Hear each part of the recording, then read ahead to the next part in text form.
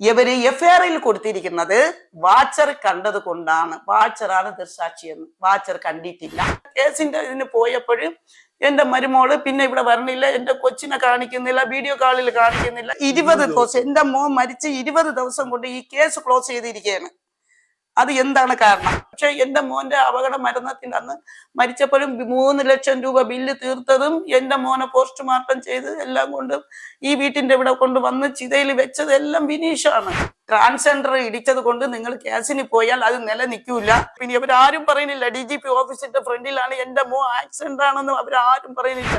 ആ പോയിന്റ് അവിടെ മാറി. കാരണം എന്ന് വെച്ചാൽ അപ്പോഴും എനിക്ക് സംശയം തോന്നി. ഈ കുട്ടപ്പൻ നേരെ SIയെ വിളിച്ചു. പാർട്ടിയിലെ ഉന്നത ഉള്ള ആൾക്കാരാണ് ഈ കുട്ടപ്പനൊക്കെ. സുധി ദീപന ഫോളോ ഓഫ് ചെയ്താണ് അപകടപ്പെടുത്തിയെന്ന് പറഞ്ഞു. എവള് ഉടനെ വയലന്റ് ആയി. പിന്നെ രണ്ടാമത് പറഞ്ഞതെന്ന് വെച്ചാൽ ട്രാൻസ്ജെൻഡർ ആണ് കൊണ്ടുവന്ന് ഇടിച്ചത്. അത് ദീപന്റെ തെറ്റല്ല, ആ ട്രാൻസ്ജെൻഡറിന്റെ തെറ്റാണ്. എന്റെ മകന്റെ കൂട്ടുകാരൻ എന്റെ മകനെ മരിച്ചതിന് ശേഷം എന്റെ മകന്റെ കൂട്ടുകാരനിൽ നിന്നുള്ള ഓരോ വാക്കുകള് അതിൽ എനിക്ക് സംശയമുണ്ടായി. കേരള ക്രിക്കറ്റ് താരം ദീപൻ രാജിന്റേത് അപകട മരണമല്ല, അത് ആസൂത്രിത കൊലപാതകമാണെന്ന് ഉറപ്പിച്ചു പറയുകയാണ് അമ്മ സ്വപ്നലേഖ. ഈ കഴിഞ്ഞ 2022 മെയ് മാസം 9-ാം തീയതി രാത്രി ഏതാണ്ട് 11 മണിയോടുകൂടിയാണ്, ഏകദേശം 11:30 മണിയോടുകൂടി തിരുവനന്തപുരം കവടിയാർ DGP ഓഫീസിന്റെ മുൻവശത്ത് വെച്ച് അപകടത്തിൽപ്പെട്ട് ആശുപത്രിയിൽ ചികിത്സയിലിരിക്കുമ്പോഴാണ് ഈ ക്രിക്കറ്റ് താരം മരണപ്പെടുന്നത്. അന്നു മുതലേ ഈ അമ്മയ്ക്ക് തന്റെ മകന്റെ മരണത്തിൽ സംശയമുണ്ടായിരുന്നു. ഇതിപ്പോ ആ സംശയം ബലപ്പെട്ട് ഒടുവിൽ ആ അമ്മ അതൊരു ഏജൻസി കൊണ്ട് അന്വേഷിപ്പിക്കണമെന്ന ആവശ്യവുമായി ഉറച്ചു നിൽക്കുകയാണ്. ഇപ്പോൾ അത് ക്രൈംബ്രാഞ്ചാണ് ആ കേസ് അന്വേഷിക്കുന്നത്. ഈ അമ്മയുടെ മകൻ ദീപരാജിന്റെ മരണം അതൊരു അപകട മരണമല്ല, അത് ആസൂത്രിതമായി ദീപൻ രാജ് എന്ന ക്രിക്കറ്റ് താരത്തെ ആരോ കൊലപ്പെടുത്തിയതാണെന്ന് അമ്മയ്ക്ക് തോന്നാനുണ്ടായി. പ്രധാന കാരണം ഒരു DGP ഓഫീസിന്റെ ഫ്രണ്ടിലെ ആക്സിഡന്റ് നടന്നിട്ട് അത് വെളിപ്പെടുത്താതെ പത്രത്തില് ശ്രീമൂലം ക്ലബ് എന്നാണ് കൊടുത്തിരിക്കുന്നത്. രണ്ടാമത്തെ കാര്യം, എൻ്റെ മകന്റെ കൂട്ടുകാരൻ എൻ്റെ മകനെ മരിച്ചതിന് ശേഷം എൻ്റെ മകന്റെ കൂട്ടുകാരനിൽ നിന്നുള്ള ഓരോ വാക്കുകൾ അതിൽ എനിക്ക് സംശയമുണ്ടായി. കുട്ടപ്പൻ എന്ന് പറഞ്ഞ അരുണ്, അഭിഷേക് എന്ന് പറഞ്ഞ അവരെ വാക്കിൽ നിന്ന് സംശയം ഉണ്ടായി. എൻ്റെ കൂടി പറഞ്ഞത് വെച്ചാൽ 3-ന്റെ അന്ന് എൻ്റെ അമ്മ മരിച്ച 3-ന്റെ അന്ന് ഈ കുട്ടപ്പൻ എന്ന് പറഞ്ഞ അരുണും അഭിഷേകും കൂടെ എൻ്റെ അടുത്ത് വന്നിട്ട് ഞാൻ ചോദിച്ചു, കുട്ടപ്പൻ്റെ കൂടി ചോദിച്ചു, മോനെ എൻ്റെ മകന് എന്ത് സംഭവിച്ചു? അവൻ മരിച്ചു പോയല്ലോ, ജീവിച്ചിരുന്നെങ്കിൽ ചോദിക്കാമായിരുന്നു. പിന്നെ രണ്ടാമത് പറഞ്ഞതെന്ന് വെച്ചാൽ ട്രാൻസ്ജെൻഡർ ആണ് കൊണ്ടുവന്ന് ഇടിച്ചത്. അത് ദീപന്റെ തെറ്റല്ല, ആ ട്രാൻസ്ജെൻഡറിന്റെ തെറ്റാണ്. ഞങ്ങൾ എല്ലാവരും, എൻ്റെ സഹോദരങ്ങൾ എല്ലാവരും ആ കട്ടിലിരുന്ന സമയത്ത് ഒരു ഫോൺ കാൾ വന്ന് മോള് സ്പീക്കറിലാണ് ഇട്ടിരുന്നത്. സുധി ദീപന ഫോളോ ഓഫ് ചെയ്താണ് അപകടപ്പെടുത്തിയെന്ന് പറഞ്ഞു. എവള് ഉടനെ വയലന്റ് ആയി. ഉടനെ ഫോൺ കട്ട് ചെയ്തിട്ട്, അത് എനിക്കറിയില്ലേന്ന് ആരാണ് പറഞ്ഞതെന്ന്. എവള് ഈ ഫോൺ കട്ട് ചെയ്തിട്ട് ഈ കുട്ടപ്പൻ എന്ന് പറയുന്ന അവനെ ഉടനെ വിളിക്കുകയാണ് എൻ്റെ മരുമകള്. വിളിച്ചിട്ട് പറയുന്ന, കുട്ടപ്പ ചേട്ടാ, പിന്നെ പൂജപ്പരയുള്ള SI. അപ്പോഴാണ് ഞാൻ അറിയുന്നത് SI ആണെന്ന്. പൂജപ്പരയുള്ള SI ആണ് എന്നെ വിളിച്ചത്. ഞങ്ങളെ കൂടെ കോളേജ് പഠിച്ചതാണ്, MG കോളേജ് പഠിച്ചതാണ്. SI വിളിച്ചു പറഞ്ഞ് വണ്ടി ഫോളോ ഓഫ് ചെയ്താണ്, ചേട്ടന്റെ വണ്ടി ഫോളോ ഓഫ് ചെയ്താണ് കൊണ്ടുവന്ന് അപായപ്പെടുത്തി എന്ന് പറഞ്ഞ് അപ്പോഴ് അത് സ്പീക്കറിലിട്ടാണ് പറയണത്. അപ്പൊ കുട്ടപ്പൻ കറക്റ്റായിട്ട് ആ ഫോൺ അങ്ങ് വെച്ച് എവിടെ ഇവിടെ കിടന്ന് ഭയങ്കര വയലന്റൊക്കെ ആയി. അതിനുശേഷം പിറ്റെന്നാണോ എന്ന് തോന്നുന്നു, എനിക്ക് ഓർമ്മയില്ല, പിറ്റെന്നോ അന്ന് വൈകുന്നേരം ആണോ എന്ന് അറിഞ്ഞില്ല, ആ SI എന്ന് പറയണ ആ ആള് തിരിച്ചു പറയണ, ഞാൻ കണ്ടതൊന്നുമല്ല, മ്യൂസിയം പോലീസ് സ്റ്റേഷനിൽ FIRൽ കിടക്കുന്നത് കണ്ടിട്ടാണ് ഞാൻ ഇത് പറഞ്ഞതെന്ന്. ഉടനെ അവിടെ ആ പോയിന്റ് അവിടെ മാറി. കാരണം എന്ന് വെച്ചാൽ അപ്പോഴും എനിക്ക് സംശയം തോന്നി. ഈ കുട്ടപ്പൻ നേരെ SIയെ വിളിച്ചു. പാർട്ടിയിലെ ഉന്നത ഉള്ള ആൾക്കാരാണ് ഈ കുട്ടപ്പനൊക്കെ. അപ്പം വിളിച്ച് പറഞ്ഞുകൊണ്ടായിരിക്കും ഈ പയ്യൻ നേരെ മറിച്ചു പറഞ്ഞതെന്ന് എനിക്ക് അപ്പോഴും ചിന്തിച്ചു. ഞാൻ എല്ലാം എൻ്റെ മനസ്സിൽ ഒതുക്കുകയാണ് എൻ്റെ മകന്റെ കാര്യം. രണ്ടാമത്തെ സംശയം വരാൻ കാരണം, കിംസ് ആശുപത്രിയിൽ ഞാൻ രാവിലെ 10-ാം തീയതി രാവിലെ ഒരു 8:30 മണിക്ക് എത്തിയപ്പം വിനീഷ് കൊടിയേരിയും കുട്ടപ്പനും പിന്നെ അവന്റെ കളിക്കാരന്മാരെല്ലാവരും ഉണ്ടായിരുന്നു.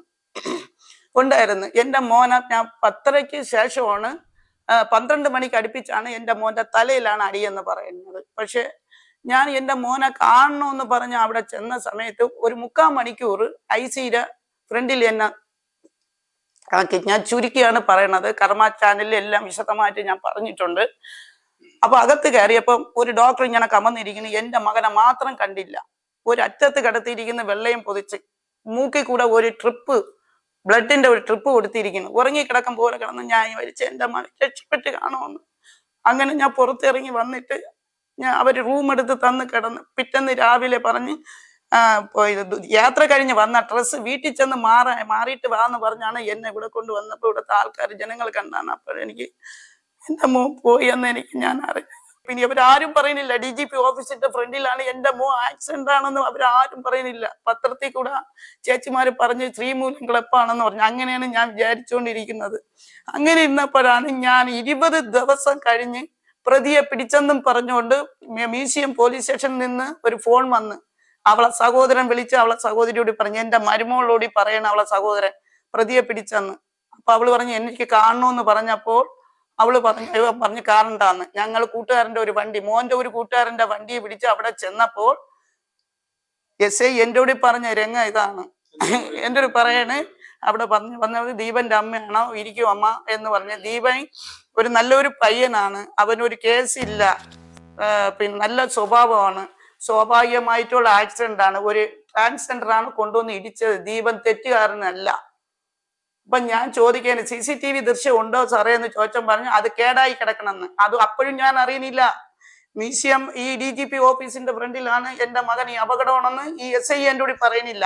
ക്യാമറയാണ് ഞാൻ ആവശ്യപ്പെട്ടപ്പം ചീത്തയായി കിടക്കണം എന്ന് പറഞ്ഞു. അപ്പൊ ഞാൻ പറഞ്ഞു അവന്റെ ഒരു കൂട്ടുകാരന്റെ വീട്ടിലെ കവടിയാറിലാണ് പോയത്. കവടിയാറ് തൊട്ട് വെള്ളയമ്പലം വഴിയാണ് എന്റെ മോൻ ഈ വഴുതക്കാട് വഴി വേണം. അപ്പൊ അവിടെയുള്ള CCTV ദൃശ്യം എടുക്കാൻ പറഞ്ഞപ്പോ അതിന്റെ ആവശ്യമില്ലെന്ന് പറഞ്ഞു. എന്നിട്ട് എൻ്റെ കൂടി പറയണം അവനെ ഡിവൈഡറിൽ ചെന്ന് ഇടിച്ചു, അവന്റെ തല പൊട്ടി, എല്ലാം ഇതായി, ഇതൊക്കെ ആയി.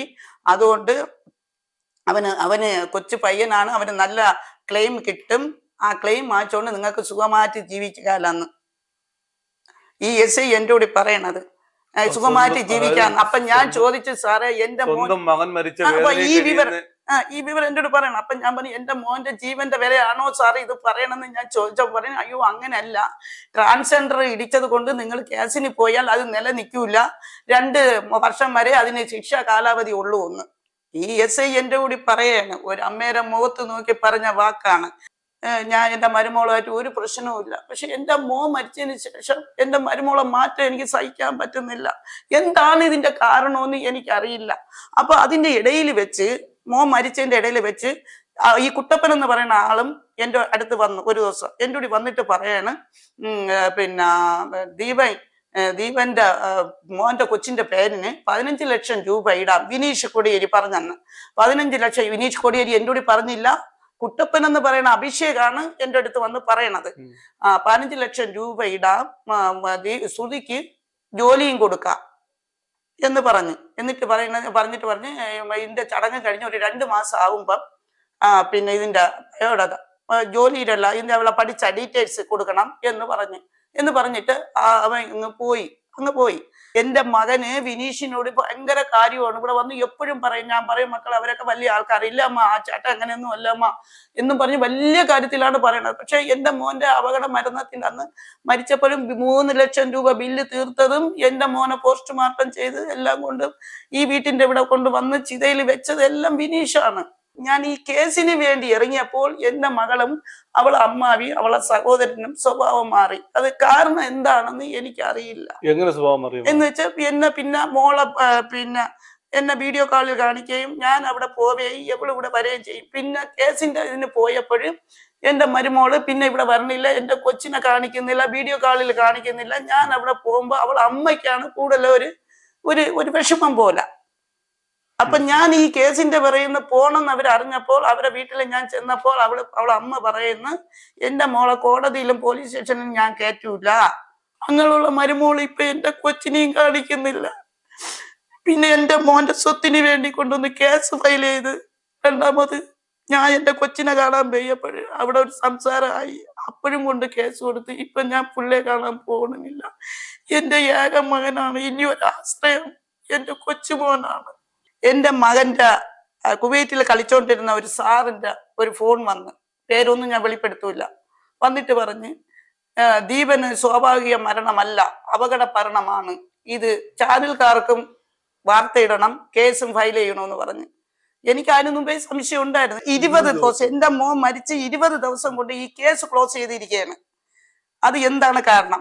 ഒരു പോലീസ്, എനിക്ക് ഇതൊന്നും അറിഞ്ഞുകൂടാ, ഒരു പോലീസ് ഒരു ആക്സിഡന്റ് പറ്റിയാൽ ചെയ്യേണ്ട കാര്യങ്ങളൊന്നും അവിടെ ചെയ്തിട്ടില്ല. അങ്ങേക്ക് അത് കേസ് പഠിച്ചിട്ട് അങ്ങേരെ രീതിയിൽ അദ്ദേഹത്തിന്റെ രീതിയിൽ എനിക്ക് DGPക്ക് കൊടുക്കാൻ വേണ്ടി ഒരു പെറ്റീഷൻ തയ്യാറാക്കി, ഓരോ പോയിന്റ് വെച്ച് അത് കൊണ്ടുവന്ന് ഈ FIR കോപ്പിയും പോസ്റ്റ്മോർട്ടത്തിന്റെ കോപ്പിയും പിന്നെ കിംസ് ആട്ടത്തിന്റെ റിപ്പോർട്ടും എല്ലാം കൂടെ കൊണ്ടുവന്ന് ഞാൻ DGPക്ക് നേരിട്ട് കൊടുക്കാൻ പോയപ്പോൾ അവിടെ അവരെന്നെ കയറ്റി വിട്ടില്ല. ശശിധരൻ നായരെ ഞാൻ വിളിക്കുകയാണ്, ആരാണെന്ന് ചോദിച്ചു. ഞാൻ പറഞ്ഞു ശശിധരൻ നായരാണോ? അതേ എന്ന് പറഞ്ഞ്. ഞാൻ പറഞ്ഞു ഇങ്ങനെ ഒരു ആക്സിഡന്റ് ഇതേപോലെ നടന്നല്ലോ DGP ഓഫീസിന്റെ ഇവിടെ വെച്ച്, നിങ്ങളാണല്ലോ സാക്ഷി. അപ്പോഴാണ് പറഞ്ഞത്, ഫോണിൽ കൂടെയാണ് പറഞ്ഞത്, കൊച്ചെ ഞാൻ കണ്ടില്ല, ഞാൻ ഇവിടെ 11:30 കഴിഞ്ഞ് ഞാൻ താഴെ ഇരുന്നപ്പോൾ ഒരു സൗണ്ട് കേട്ട് ഞാൻ മോളില്ലാത്ത ഒരു സാറ് ഉണ്ടായിരുന്നു, ആ സാറ് ഇറങ്ങി താഴെ വന്നപ്പം ഈ റോഡും കഴിഞ്ഞ് അപ്പുറത്ത് പോയപ്പോൾ ആൾക്കാരും കൂടി നിൽക്കുന്നു, പോലീസും നിൽക്കുന്നു.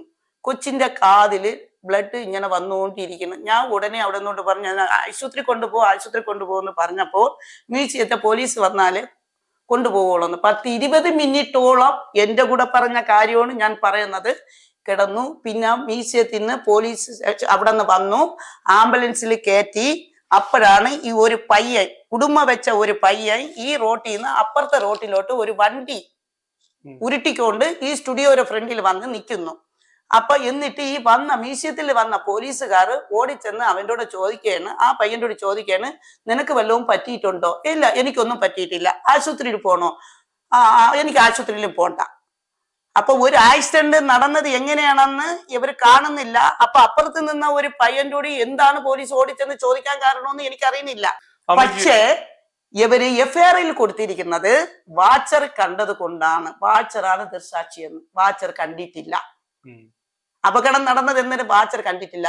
ഇത് ഹൈക്കോടതിയിലും അവിടെ കൊടുത്തിരിക്കുന്നത് അങ്ങനെയാണ്. എന്തുകൊണ്ട് മ്യൂസിയം പോലീസ് ഈ കള്ളത്തനം എഴുതിയത്? അപ്പൊ എന്നിട്ട് ഈ അജ്മോഹൻ സാറ് ഈ പോലീസുകാരെ വിളിച്ച് ഓർഡർ ഇട്ട്, അന്ന് ഡ്യൂട്ടിയിലുണ്ടായിരുന്ന ആരാണെന്നും CCTV ദൃശ്യം ചെക്ക് ചെയ്യണമെന്നും എന്റെ സ്റ്റേറ്റ്മെന്റ് എടുക്കണമെന്നും സ്റ്റേറ്റ്മെന്റ് താഴെ ചെന്ന് ഞാൻ പറഞ്ഞു കൊടുത്ത കാര്യങ്ങൾ ഒന്നും എഴുതിയില്ല. ആ പോലീസുകാർ ഒന്നും എഴുതിയില്ല. അപ്പൊ ഞാൻ ചോദിച്ചു വായിക്കാൻ പറഞ്ഞു. വായിച്ചിട്ട് ഞാൻ പറഞ്ഞു വായിക്കണമെന്ന് പറഞ്ഞപ്പോ ഇത് ഇങ്ങനെ എഴുതാൻ പറ്റുള്ളൂ എന്ന് പറഞ്ഞു. ഞാൻ ഒന്നും വേണ്ടിയില്ല, എഴുതി ഒപ്പിട്ട് കൊടുത്തു. പക്ഷെ ACPയുടെ അവിടെ കൺട്രോൾ റൂമിൽ ACPയുടെ അവിടെ പോയപ്പോ ആ സാറ് എന്റെ എല്ലാ മൊഴിയും എഴുതിയെടുത്ത്. അപ്പം പോലീസിന്റെ കളി എന്തുകൊണ്ട് CCTV ദൃശ്യം ഇവര് ഇല്ലാന്ന് പറഞ്ഞു. എന്റെ മകന്റെ ഈ ആക്സിഡന്റ് സ്വാഭാവിക ആക്സിഡന്റ് അല്ല, കരുതി കൂട്ടി ഇവർ അപകടപ്പെടുത്തിയത്. കാരണം അതിന് കാരണങ്ങളുണ്ട്. ഈ ട്രാൻസ്ജെൻഡർ എന്ന് പറയുന്ന പയ്യൻ അന്വേഷണ ഉദ്യോഗസ്ഥന്റെ കൂടി പറഞ്ഞ DGP അന്വേഷണത്തിന് DGP ഓഫീസിൽ അന്വേഷണത്തിൽ വെച്ച വിൽസൺ സാറ് എന്നോട് പറയാണ്, അവിടെയും കള്ളത്തനം പറഞ്ഞു. കള്ളകളിൽ ഉണ്ടെന്ന് പറയാ. ഈ ട്രാൻസ്ജെൻഡറിനെ ഇവർ നല്ലതുപോലെ ചോദ്യം ചെയ്യുന്നില്ല. ഇന്നും അയാൾ അവിടെ ഒരു വീട്ടിൽ നിൽക്കുകയാണ്, ശാസ്താമംഗലത്ത്. എന്നിട്ട് ജില്ലാ കോടതിയിൽ കേസ് കൊടുത്തു. ആ ജില്ലാ കോടതി, ഞങ്ങൾ ഹൈക്കോടതിയിലാണ് കൊടുത്തത്. ജില്ലാ കോടതിയിൽ വാറണ്ടായി ശേഷൻ ജാമ്യത്തിലാണ് ഇറങ്ങി നിൽക്കുന്നത്. കോടതിയിൽ ഹാജരായില്ല, അത് വാറണ്ടായി. ഇപ്പൊ LPക്ക് വിട്ടിരിക്കുകയാണ്. എന്ന് വെച്ചാൽ പിടികിട്ടാ പുള്ളി. കണ്ണും മുമ്പയിൽ അവൻ ഉണ്ടായിരുന്നിട്ട് എന്തുകൊണ്ട് ഈ പോലീസുകാർ അവനെ വിളിച്ച് ചോദ്യം ചെയ്യുന്നില്ല? സ്റ്റേറ്റ്മെന്റ് എടുക്കണമല്ലോ. ഞാൻ പറഞ്ഞു എന്റെ അമ്മ മരിച്ചു 1 വർഷവും ചില്ലറ ദിവസം കഴിഞ്ഞപ്പോഴാണ് സാറേ ഇവിടുത്തെ സ്റ്റേറ്റ്മെന്റ് എടുക്കാൻ പറയുന്നത്. എനിക്ക് സ്റ്റേറ്റ്മെന്റ് എടുക്കേണ്ട ആവശ്യമില്ല സാർ എന്ന്. ഞാൻ അവിടെ നിന്ന് ഇറങ്ങി പോകും. സത്യമായ കാര്യമാണ്. എന്നിട്ട് ഞാൻ സാറിനെ ചെന്ന് കണ്ട, ആര്? ഗണേഷ് കുമാർ സാറിനെ ഞാൻ MLA കോട്ടേഴ്സ് ചെന്ന് കണ്ടു. പക്ഷെ പെട്ടെന്ന് നടപടി എടുത്തു. പിന്നെ ക്രൈംബ്രാഞ്ച് അന്വേഷണത്തിന് വിട്ടു. നിയമസഭാ പരാതി പരിഹാര സെല്ലിൽ പരാതി കൊടുത്തു. സാർ അതിന് പെട്ടെന്ന് നടപടി എടുത്തു. പിന്നെ ഈ ക്രൈംബ്രാഞ്ചിന്റെ അന്വേഷണത്തിന് വെച്ചു. അമ്മ, ഈ അമ്മയുടെ മകൻ ദീപൻ രാജിന്റെ ഈ അപകട മരണം, ഇത് ആരൊക്കെങ്കിലും ചേർന്ന് ആസൂത്രിതമായി നടത്തിയ കൊലപാതകമാണെന്ന് എനിക്ക് സംശയമുണ്ട്. കാരണം 2 കാര്യമുണ്ട്. സംശയമുണ്ട്. ഓക്കെ.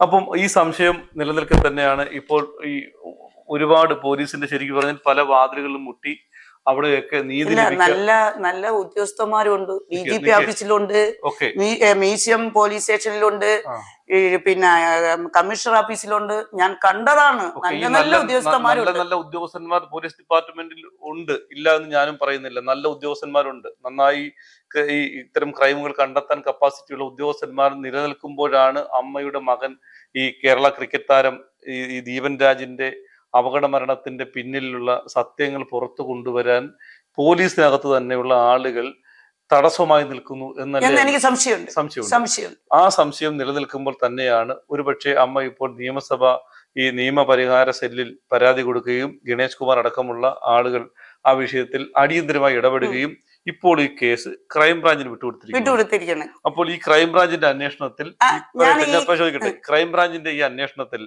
അമ്മയുടെ മകന്റെ ഒരുപക്ഷെ ആസൂത്രിത കൊലപാതകമാണെങ്കിൽ ആ കൊലയാളിയെ കണ്ടെത്തും എന്ന് അമ്മയ്ക്ക് വിശ്വാസമുണ്ട്? വിശ്വാസമുണ്ട്. മനുഷ്യന്റെ കോടതിയിൽ വെറുതെ വിട്ടാലും ഈശ്വരന്റെ കോടതിയിൽ എന്റെ മോൻ ചച്ചവനെ വെറുതെ വിടില്ല. കാരണം വെച്ചാൽ എന്റെ മോൻ അത്രയ്ക്ക് ഒരു പാവമാണ്. കൂട്ടുകാരെ സ്നേഹിക്കുകയുള്ളൂ. ജാതി മതം ഒന്നുമില്ലാതെ എല്ലാവരെയും സ്നേഹിക്കുന്നവനാണ്. അവനെ അപായപ്പെടുത്തിയവർ ആരായാലും, മനുഷ്യൻ ഇപ്പം പ്രതിയെ പിടിച്ചാലും ഇല്ലെങ്കിലും ഈശ്വരൻ വിടൂല. അത് കണ്ടിട്ട് എന്റെ ജീവൻ പോവുള്ളൂ. അത്രയ്ക്ക് മനസ്സ് ഉരുവി ഞാൻ ശ്രമിക്കുകയാണ് ആരായാലും. എന്നിട്ട് എന്റെ മരുമകള് എന്നെ ഇങ്ങനെ മാറി നിൽക്കുന്ന എന്താണെന്ന് എനിക്കറിയില്ല. ഇപ്പൊ ഞാൻ ഒറ്റയ്ക്കാണ് എന്റെ വീട്ടിൽ.